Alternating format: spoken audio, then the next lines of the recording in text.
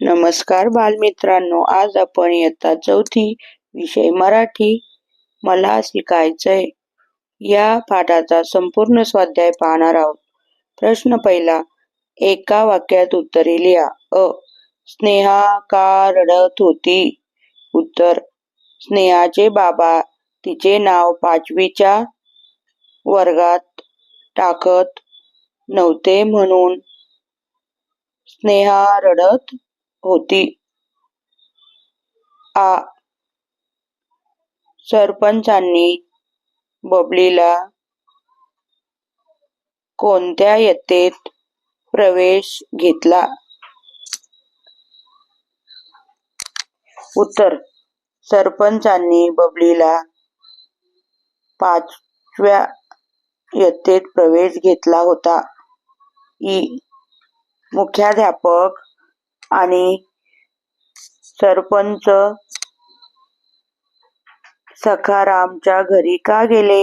उत्तर, स्नेहाला तिचे बाबा पुढे शिकवणार नाहीत असे मुख्याध्यापकांना समजलं, म्हणून मुख्याध्यापक आणि सरपंच सखारामच्या घरी गेले. स्नेहाला अतिशय आनंद का झाला? उत्तर, स्नेहाच्या बाबांनी तिला पुढे शिकवण्याचा निश्चय केला, म्हणून स्नेहाला अतिशय आनंद झाला. प्रश्न दुसरा, 3-4 वाक्यात उत्तरे लिहा. स्नेहाची आई चिंतेत का पडली? उत्तर, संध्याकाळी स्नेहाची आई शेतातून घरी आली तर तिला स्नेहा एका कोपऱ्यात रडताना दिसली. रडून रडून तिचे डोळे सुजले होते. त्यामुळे स्नेहाची आई चिंतेत पडली. मुख्याध्यापक सखारामला पोटतिडकीने काय सांगू लागले? उत्तर, मुख्याध्यापक सखारामला पोटतिडकीने सांगू लागले की सखाभाऊ, तुमची लेक हुशार आहे. तिने शिष्यवृत्ती परीक्षा दिली आहे. तिला पुढे शिकवा, स्वावलंबी बनू द्या, असे मुख्याध्यापक सखारामला पोटतिडकीने सांगू लागले. सरपंच समजुतीच्या स्वरात सखारामला काय म्हणाले? उत्तर, सरपंच समजुतीच्या स्वरात सखारामला म्हणाले की तुझी मुलगी माझ्या बबली एवढीच आहे. तिच्या वर्गामधीलच आहे. मी तिला 5व्या इयत्तेत पाठवणार आहे. आडगावची शाळा इथून फक्त अर्धा तासाच्या अंतरावर आहे. माझ्या मुलीबरोबर तुझी मुलगी ही एसटीतून जाईल. ई. सखारामने शेवटी कोणता निर्णय घेतला? उत्तर. स्नेहाचे शिक्षण अपूर्ण ठेवणार नाही. दिवस-रात्र कष्ट करून रक्ताचे पाणी करेल, पण माझ्या मुलीला मी शिकवीनच.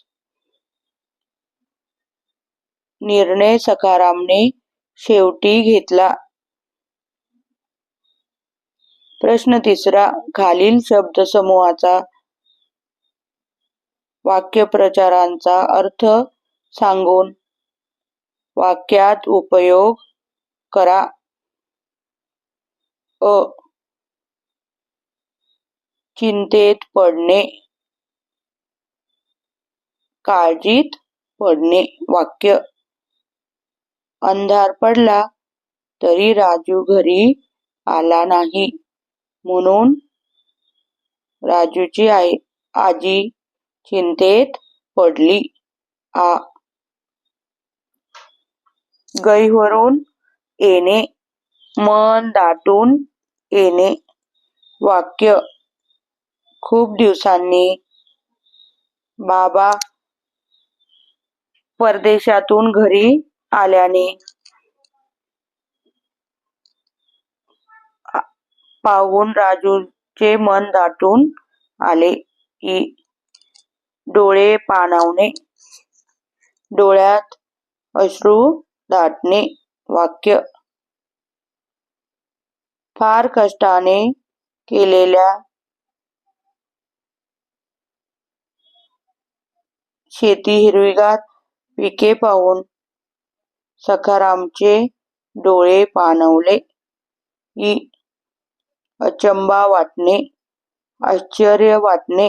वाक्य. छोट्याशा मीनाने दोरीवर चालणे पाहून लोकांना अचंबा वाटला. पोट तिडकीने बोलणे, मनापासून कळकळीने बोलणे. वाक्य.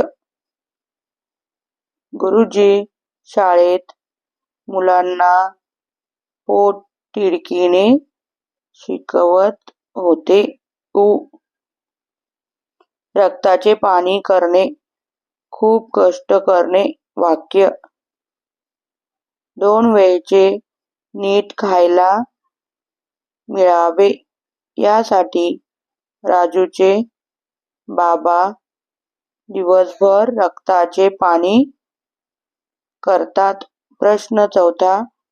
तुम्हाला काय वाटेल ते लिहा. अ. खूप पुस्तके पाहून. उत्तर. खूप पुस्तके पाहून मला आनंद होईल.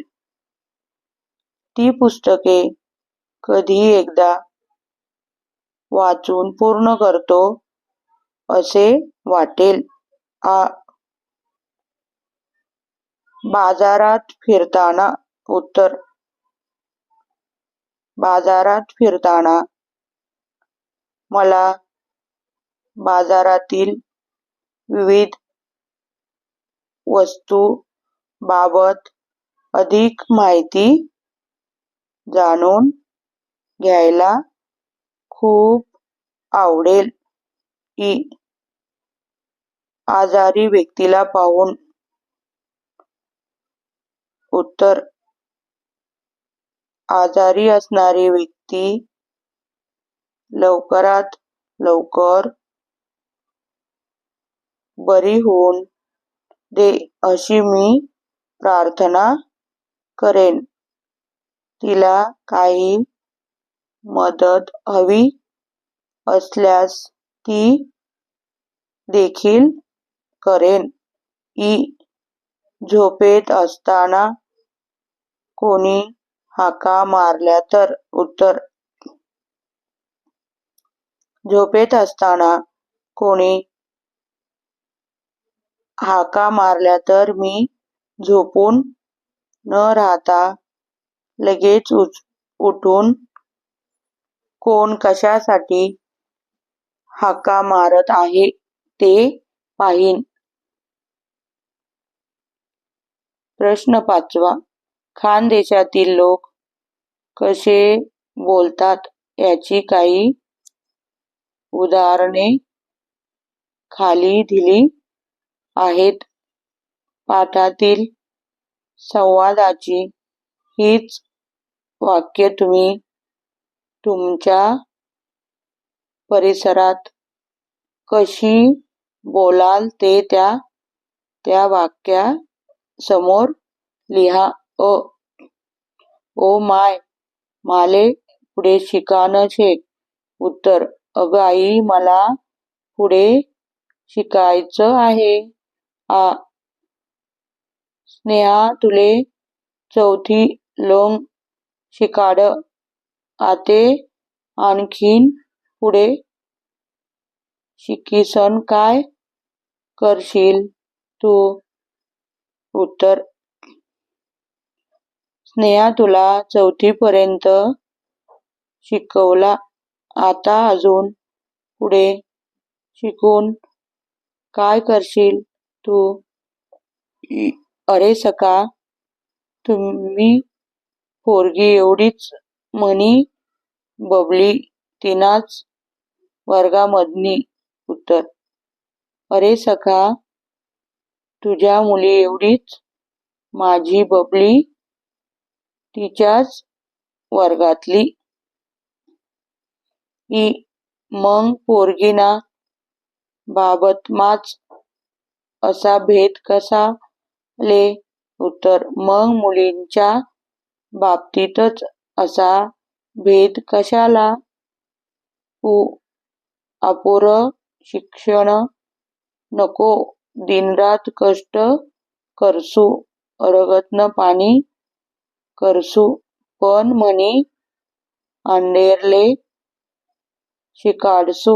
उत्तर, अपूर्ण शिक्षण नको, दिवस रात्र कष्ट करीन, रक्ताचं पाणी करीन, पण माझ्या मुलीला शिकवेन. धन्यवाद.